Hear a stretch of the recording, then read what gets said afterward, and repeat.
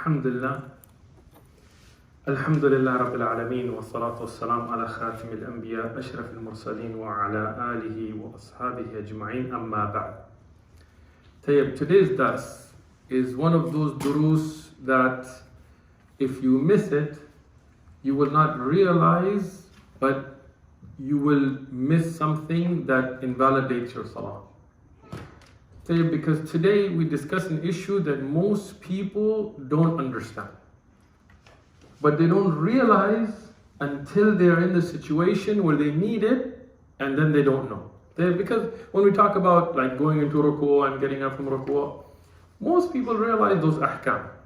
Yani tayyib, how do you go into ruku', how do you get up from ruku'? Even if they don't understand the depth of it or the details of it, they'll understand the basics of it. But this is an issue today about sabaq al-imam, and when you go ahead of the imam. Now, all of us know that you shouldn't go ahead of the imam. Now, you guys, mashallah. But the issue gets to be, what if you do? Right? And you may wonder like, well, that would never happen, right? Because I would never do that. But it happened, and I'll give you a real life example. And this is something that happened to me personally. I was in a masjid in San Diego, I'm not going to mention the name of the masjid, and a new community had moved into the area. I mean, somebody who was not, we weren't used to the same community, not going to mention the community. And one of the habits they had was when they came for salah, they said takbir to join the salah loud, like louder than they should. Right? Because remember earlier in these durus, in Jad, we talked about the 5 level of audible recitation or so on in salah, right? One of them, which is the imam, he says it so loud the people hear it. And then the person behind the imam should recite, but not so loud, right? So if you come to the salah and the people are praying, you should say takbir, takbiratul ihram. This is a rukn, you must, right? But you say it so you hear it, not others, right? You don't come here and say Allahu Akbar, right? Because you're joining the salah. The people that are praying with khushu' and things, when they hear that so loud, they will assume it's the imam. And that's what happened. I was there in a masjid, and somebody came to join the salah, and they said loud, Allahu Akbar. Now I was close to him, so I could hear where it was coming from, but other people, they assumed it was a silent salah, right? So they assumed it was the imam, so they went into ruku'. Now the imam is still reciting al-Fatiha. So this is not something that, oh, when would this ever happen? It does happen. Tayyib, now, what should those people do? What do you guys think? Right? Now think about this, right? Should they come back? Should they wait for the imam? What if they are still in ruku' because they don't know? And the imam says, Allahu Akbar. Right? Because those people didn't realize it's a silent salah. So when the imam finished his qira'at, he said, Allahu Akbar. Though some of them got up back into raf'a ba'd al-ruku'. But then some of them realized he didn't say Sami Allahu liman hamida. Right? So now in this situation, what should you do and what effect does it have on your salah? This will be the dars today, the whole dars today. But this knowledge is fardul ayn upon every one of us, me and you. Why? Because it has to do with sihat al-salah, the correctness of your salah. And here I can guarantee you, most people guess at this. They don't know. Right? People that have supposedly they're knowledgeable and so on, they don't know. Tayyib. So we'll begin from the Mutsen. Man raka'a or sajada qabla imamihi, whoever performed ruku' or sujood before his imam, فَعَلَيْهِ أَنْ يَرْفَعَ, as the doctor said, upon them is to go back. طيب? لِيَأْتِ until يَأْتِ بِهِ بَعْدَهُ, until they come back after the imam. But now, and I'm going to really focus today on Surah Al-Mas'ala and explaining the Mas'ala. Because now the matan here is cryptic. It's a little, because these are mutun, these are, and this is why like brothers are always like, what can I get an English Zad al-Mustaqni? You could, but you're not going to understand it. Can I get an English Nukhbat al-Fiqh? You can get it, but you're not going to understand. They're all istalahat, right? You can think you understand it, but you don't. Because here there are different case scenarios. The shuruh put it, and now this is the amazing thing, right? The shuruh, I will explain how they explain it first in Arabic, and I guarantee you nobody understands it. And then we'll explain it. Like they said, if you have ثلاثة حالات, and there are three conditions here. سبق إلى الركوع وبالركوع أو إلى الركن وبالركن وبركنتين. What does that mean? He said there are three conditions. One is that you go ahead of the Imam إلى الركوع or إلى الركن, يعني to the ركوع or to the ركن, أو بركن or with the ركن, أو بركنتين or with two of the arkan. But what does that mean? This is the sharh and we don't understand it. This is why I emphasize on Tullab ilm to get teachers. And those teachers that study the matan with a qualified teacher, who study the matan with a qualified teacher, up to the muallif, the one who wrote the matan. Because somebody who picks up the book does not understand it. They don't understand the linguistics of it, let alone the masala. Tayyib. Now, the muallif continues, وَإِن لَمْ يَفْعَلْ عَمْدًا بَطَلَتْ. And if they do not knowingly, the salah is batil. But what does that mean? So now we're going to break into three case scenarios.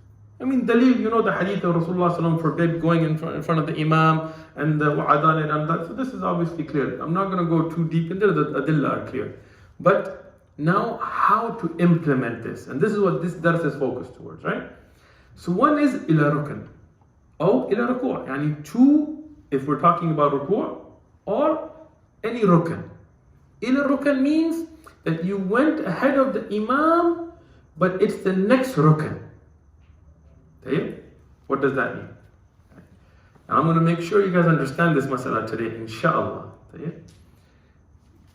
Imam is reciting Al-Fatiha, silent salah, for example. The example that I gave, right? You went ahead of the Imam to ruku'. Okay? Now, how far are you from the Imam?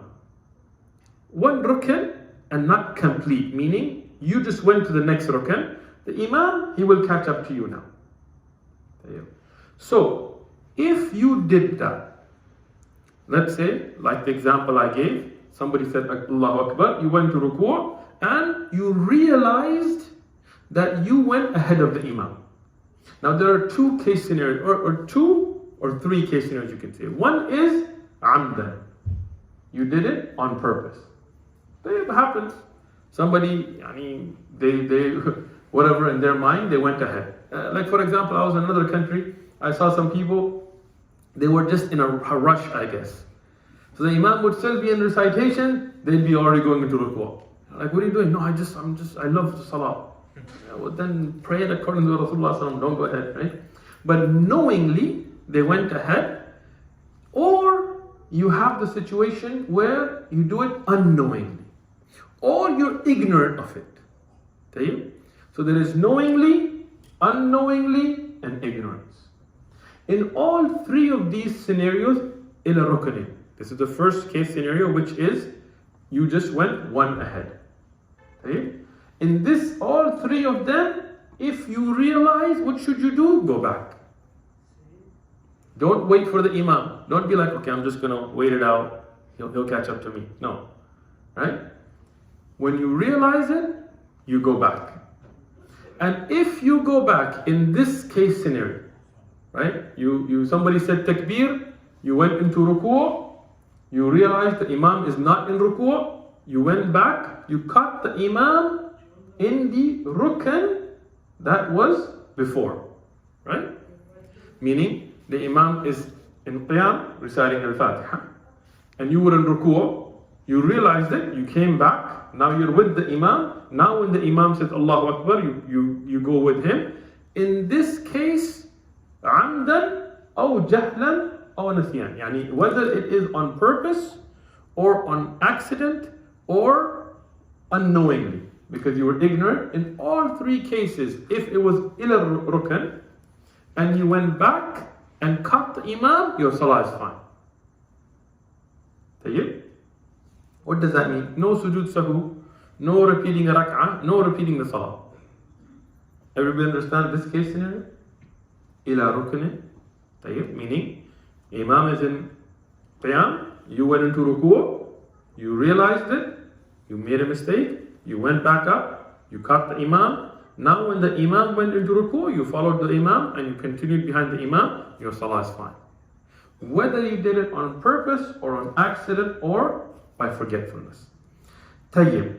Let's say you did it and the Imam caught up with you.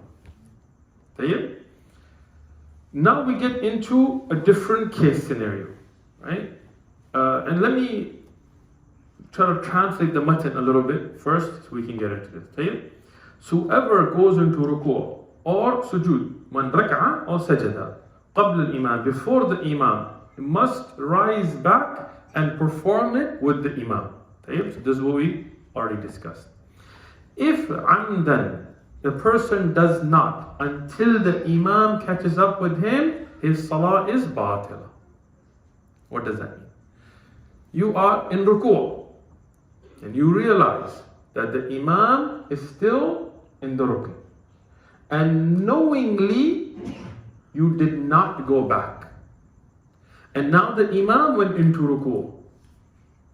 What's the hukm in your salah? Batila. You don't, no sujood sahu, no making a barakah, you have to repeat that salah. No taslim, your salah is batila. Go, step back, start the salah again behind the imam, or if it's too late, then repeat the salah. Tayyib? This clear? I'm going to repeat it because I want this to be clear. If you went ila rukunin, yani you just went one step ahead of the imam. Now here you realized that you are ahead. Amdan. Now you are purposely one step ahead. And then you did not go back. You stayed in ruku' knowingly, and then the imam made ruku' as well. So he caught up with you. You knowingly did not go back to correct your mistake, then your salah is batila. The second case scenario, unknowingly or ignorantly. Meaning, in the scenario I gave, people heard the takbir, they went ruku', they didn't know they were going ahead of the imam.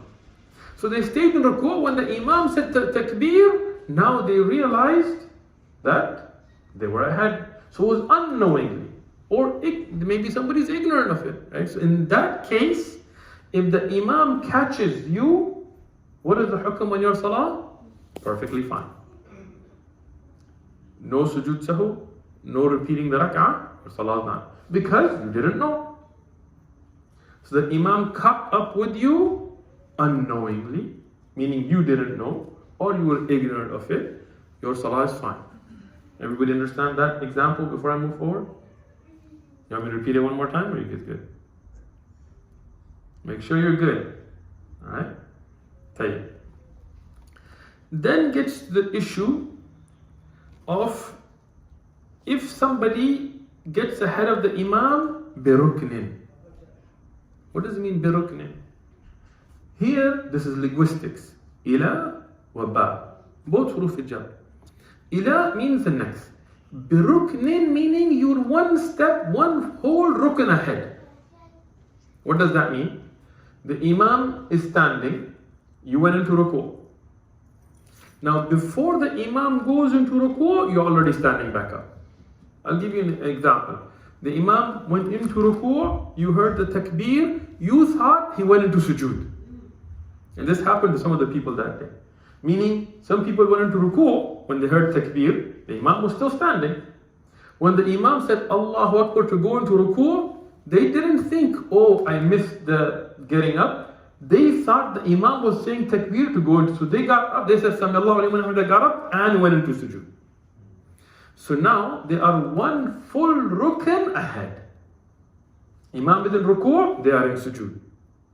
Because the rukn of getting back up, that full rukn is left out. Now this is what we call biruknin. Here now you still have different case scenarios. One is knowingly. Meaning you realized that the Imam was going into ruku' and you said, I'm just going to get ahead of the game. Right? You knowingly went one full rukn ahead. What is the hukm on your salah? Batila. Now, because you cannot catch up now. Now that you're one full rak'ah ahead, you didn't make ruku' and sujood with the Imam, you knowingly went full rukn ahead, your salah is batila. It's invalidated. Okay? Unlike the earlier example we gave. Now it gets to be unknowingly. Unknowingly, you got ahead and didn't realize it until the Imam has caught up with you. If you did it knowingly and the Imam caught up with you or didn't catch up with you, your salah is batila. Unknowingly, you went a full rukn ahead, meaning you are now a step and a half ahead, and the Imam catches up with you, now your rak'ah is batila. You see the difference? Unknowingly, okay? You went ahead, the Imam is still in qiyam, he says takbir, not knowingly, out of confusion, you got up and went into sujood, right? And you didn't, what you should do now again is come back to where the Imam is, but you didn't, and the Imam, but you did it unknowingly. Your salah is not batila, but your rak'ah is batila. Meaning here, you have to repeat the rak'ah. When the Imam finishes, you get up and you make one more rak'ah. Why? Because you did not perform a rukn with the Imam, even if it was unknowingly. A full rukn. In the earlier situation, the Imam caught up with you. So khalas, you did get the rukn with the Imam, even though you did it on accident ahead. But in this situation, you went one, so when the Imam does the ruku', you and him never joined the same ruku', which is rukn. And if a rukn is invalid, that rak'ah becomes invalid. Tayyib? Understand? Next would be the third, biruknatayn. Tayyib? We'll get to that. Tayyib. So let me read the translation of the Mutsen first. The prayer is invalid if done knowingly and deliberately, we said. If he precedes the Imam by two essential elements, biruknin, yani ruku' and getting up, and the Imam is just going into ruku'. If he's ignorant of that or forgot, then the rak'ah is invalid, but the salah is valid. He will repeat the rak'ah. Now this is not in the matan, but in the shuru'. If knowingly he went two steps ahead, the salah is invalid. He cannot fix it. Tayyib. The prayer is invalidated if one bows and rises before the bowing of the Imam and then prostrates before the Imam rises, unless one is ignorant or forgetful, in which case he makes up the rak'ah. Now we get into a third case scenario where the person moves forward two of the arkan knowingly, salah is batil for sure. Unknowingly, and realizes it but does not catch the Imam in the earlier situation. Even in this case, the rak'ah is invalidated. Meaning he will have to repeat the rak'ah. Tayyib. So, I'm going to summarize now, inshallah. Three case scenarios. إلى ركن أو بركن أو بركنتين. أو ركنين. طيب. So either a rukn, meaning you're just one step ahead, you didn't finish another step. Or biruknin, meaning you finished that rukn, you went into the next one before the Imam joined you. Or two of the arkan. طيب. If somebody gets ahead of the Imam, whether knowingly or on accident or out of ignorance, and realizes it, what should they do? Go back. Now we're talking about the first case scenario, ila rukn. They should go back. If they join the Imam back where the Imam was and then follow the Imam, whether they had gone ahead knowingly or unknowingly or out of ignorance, their salah is fine. Okay? There's no sujood sahu in this situation because you're behind the Imam. Next situation. Same first scenario, but next situation. You went ahead of the Imam, you went into ruku', he's still standing. And now what happens? He says takbir and joins you. Okay? Now, if knowingly you did not return, meaning you realized it but you did not return, and the Imam now caught you in the ruku' with you, your salah is batila. Because knowingly you did not follow the Imam. Unknowingly or out of ignorance, if that situation happened, your salah is fine. Because you didn't know until he joined you and you joined the Imam in that rukn. Clear? Next case scenario. بركن. You went into ruku' knowingly, and the Imam went into ruku' but you had already now gotten up. Right? When he says Allahu Akbar to go into ruku', you got up. So now you are one full rukn ahead of him. You did not make ruku' with the Imam at all. In that case, knowingly, salah is batil. Unknowingly, your rak'ah is still batil. Why? Because you did not catch the Imam in the rukn that is an obligatory aspect of the rak'ah. Okay, you saw the difference? Third scenario, you get two steps, meaning the Imam is in qiyam, you go into ruku'. Now, when he's trying to go into ruku', you get up and go into sujood. Purposely, your salah is batila. Unknowingly, on accident, if you don't return until the Imam catches up with you, then still your rak'ah is batila. You have to repeat the rak'ah. No sujood sahu here, but you have to repeat the rak'ah. Clear? I know it's a little complicated, but inshallah, go home, watch the video again. And that's the good thing about recording the durus, so we can know. Because this is a very important ahkam. They can invalidate your salah. Regularly, you should never go ahead of the Imam. Rasulullah sallallahu alaihi wasallam, he forbid this, and he gave wa'id, and the hadith is reported in Bukhari and Muslim, that Allah will turn your head like that of a donkey. And there's a lot of explanation of what that means and so on, but it's mana. Don't do it. Okay? But if you run into that situation, you need to know how to remedy it. That is fard al-ain. It's an individual obligation in every Muslim. The muallif then continues.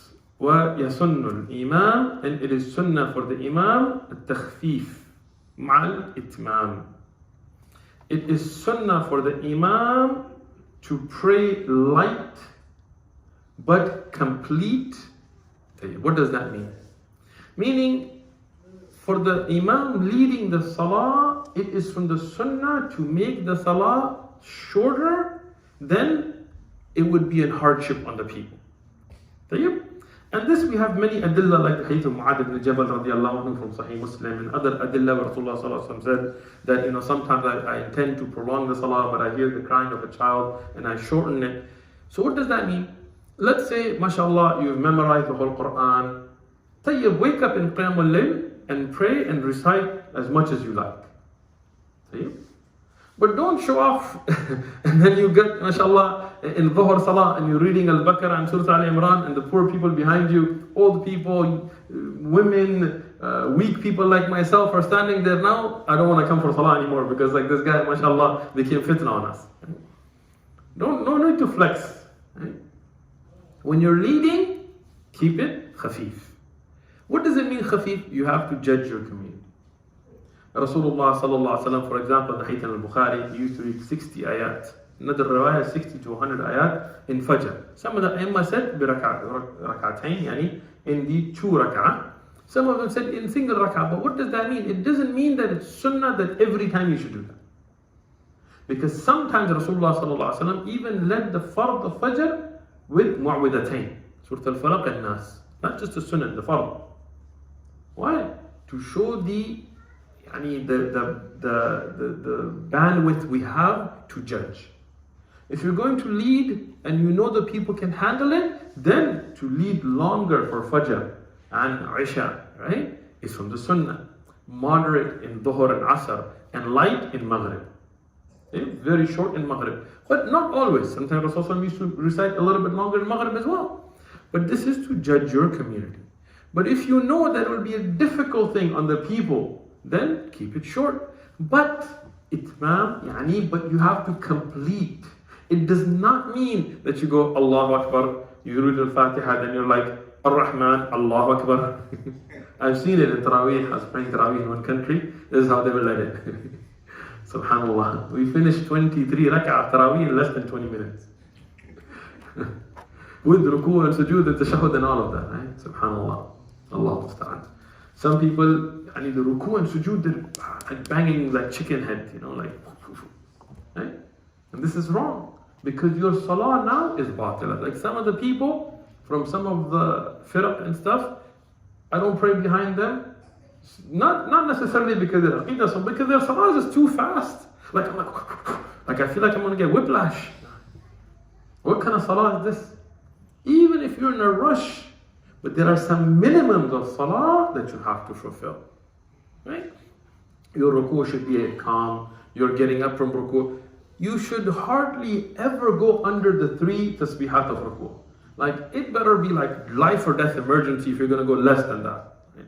The 3 is the minimum complete. Subhana Rabbil Azim 3 times in ruku, Subhana Rabbil A'la 3 times. That's a minimum complete. If one will make your ruku valid, but that should be like an emergency case. Okay? And like to make your ruku until your body is calm, to get up from ruku until your body is calm, to make sujood until your body is calm, to get up from sujood and sitting until your body is calm, until your bones return, then to make, this is the minimum. Less than that, your salah is batila. Some people are like, Allah, Allah, Allah. When they're making sujood, they haven't sit back yet, they just tap their front legs and then they're already back in sujood. Salah is batila. And it doesn't matter how much rush, your salah is no longer valid. Your plane could be taking off, your salah is not valid anymore. Because this is from the arkan of salah. Right?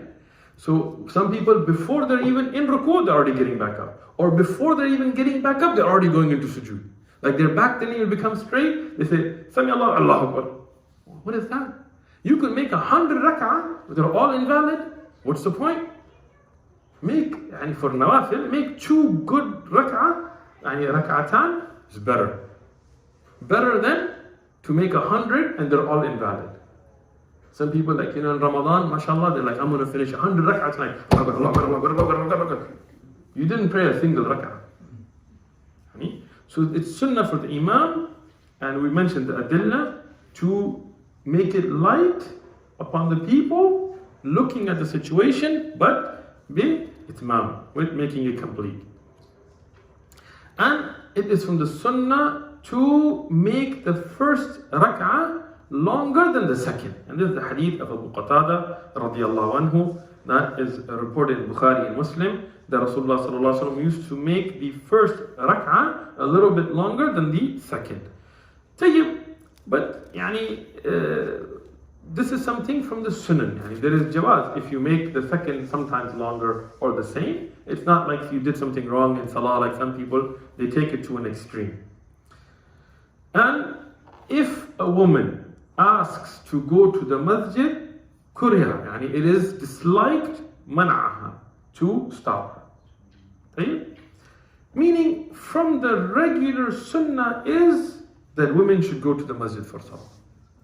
Now, there are some ahkam for that. It does not mean that a woman should go under every situation. If there is ikhtilat, big thing between men and women, then she should not go. If she's wearing perfume, she should not go. If her hijab is not right, she should not go. Because then there is tahreem. Karaha, tahreem. Tahreem takes precedence. Right? To mix between men and women is haram. So now it's better that, or she is not allowed to go. If you go to a masjid and men and women are mixing, she is not allowed to go. If she's wearing perfume, Rasulullah forbid this. He says, do not go. Right? Some women are like, well, we don't want to stink. Well, take a shower. If you don't have to stink, but wear perfume when you're with women, and when you're at home with your husband, when you're with your father and brother and children. This is something, bil asaf, I have to say with a saddened heart, that Illa mashallah, except who Allah subhanahu wa ta'ala wills. Most of the ummah today has flipped this idea.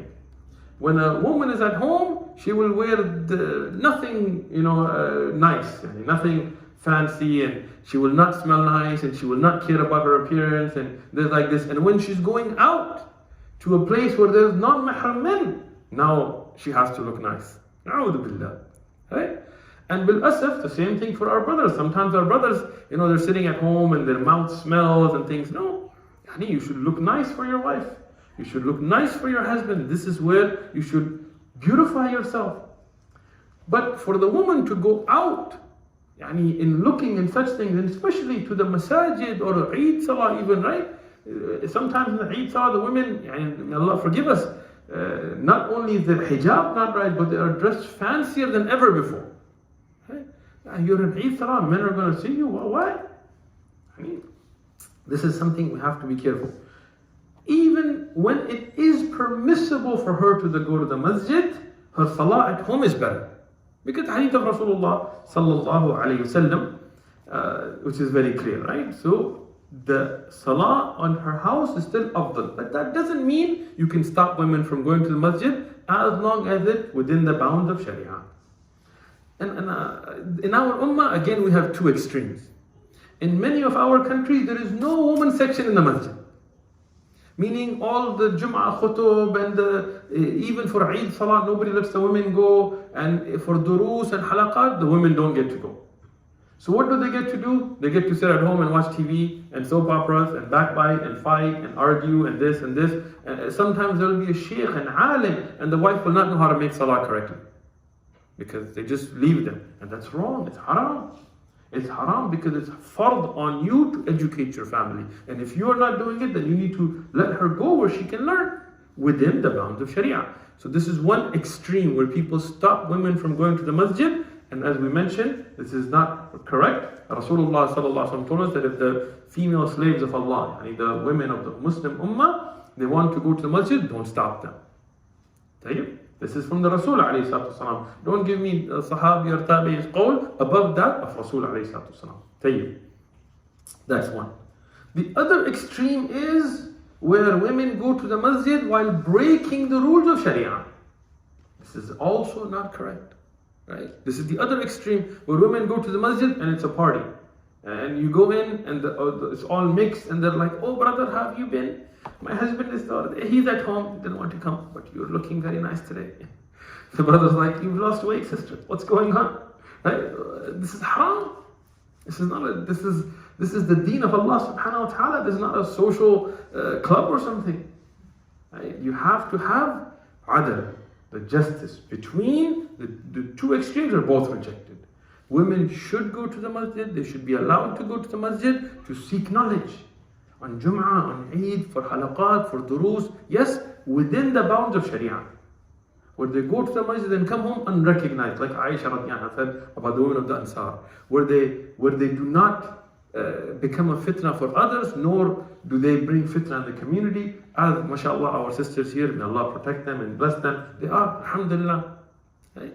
They should. Even in that case, if there is no sabab for her to pray at home, would be afdal for her. But if there is knowledge, something to be benefited, then she should go. But if there is haram there, then tahriman, she should not go. What if they're playing music and dancing and things like this? Of course not. Even the men shouldn't go in that situation. Everything in its situation. And we'll end here inshallah. We'll begin at the qualifications for the Imam and who is best to lead the salah in the next dars inshallah.